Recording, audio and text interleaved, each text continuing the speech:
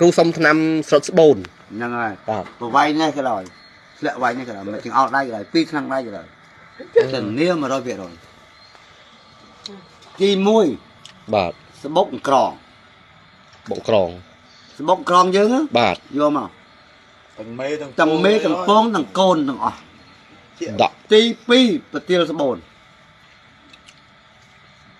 យ៉ារម ទី មក ស្បូនអាទីស្បូន ទីស្បូនវារៀងពណ៌លាក់ ពណ៌លាក់មើលវាពណ៌លាក់ស្លឹកពណ៌លាក់ស្លឹក ទាំង ពណ៌ ស្លឹកទាំងដើម អូ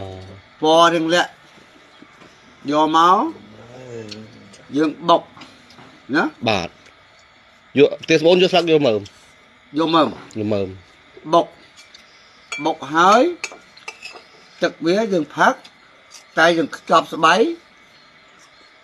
ឲ្យស្ត្រីហ្នឹងអង្គុយពីលើអង្គុយចំទ្វារហ្នឹង ទ្វាស្បូន បាទ ជាមួយស្បកក្រងហ្នឹងជាមួយអាដែលយើងក្រងយើងបុកជាមួយប្រទាលស្បូនហ្នឹង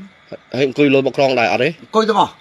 យើងខ្ចប់ស្បៃប៉ុណ្នេះមក បាទបាទ មកបកមកដាក់ដល់អាហ្នឹងមក ប៉ុណ្ណេះបងក្រងនឹងប្រទាលបុក បុកទាំងអស់ ទឹកយកផឹក ទឹកផឹក ទឹកផឹកអាកតិចហ្នឹងក៏យកដាក់ស្បៃ ហើយមកមុខទៀតនៅទៀតសបកពូនព្រៃយើងអាម្កាក់ព្រៃយើង បាទស្គាល់ ហ៎ ពូនផ្សេងម្កាក់ផ្សេងហ៎ពូ ពូនព្រៃយើងណាអាដើមពូន ពូនបាទពូនច្បាស់ពូនម្កាក់ផ្សេង អាពូនគេអត់ស្គាល់ប្រើការអីណា បាទពូនហ្នឹងហើយ អាពូនយើង ស្គាល់ តែនោះ បាទស្គាល់ អាតាមវាលស្រែ បាទពូនស្គាល់ អាផ្លែ ហើយពេជ្រមកទៀតអាពូន តែរើសមកច្បាច់ស៊ីហ្នឹងណា បាទ គេហៅពូនហើយ បាទ ម្កាក់ផ្សេងមិនអាកាក់ស្រុកទេណាសបកវាយកមកបុកដូចគ្នាបុកទាំងអស់បុកហើយយើងយកមកច្បល់នឹង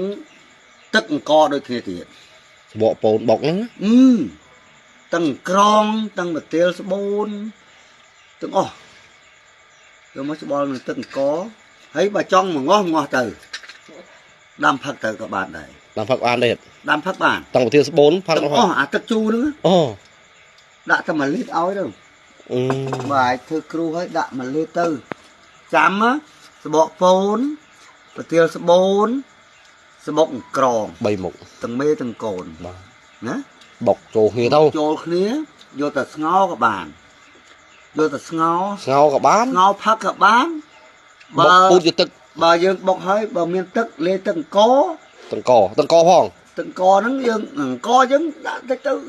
អាហ្នឹងគេឧបកិច្ចនឹងទឹកអង្គរហើយយកមកហូបមកហូបផង ហូបមួយថ្ងៃប៉ុន្មានដង តាមសបាយប្រវែងនេះក៏បានវាយនេះក៏បានធានាឲ្យហើយ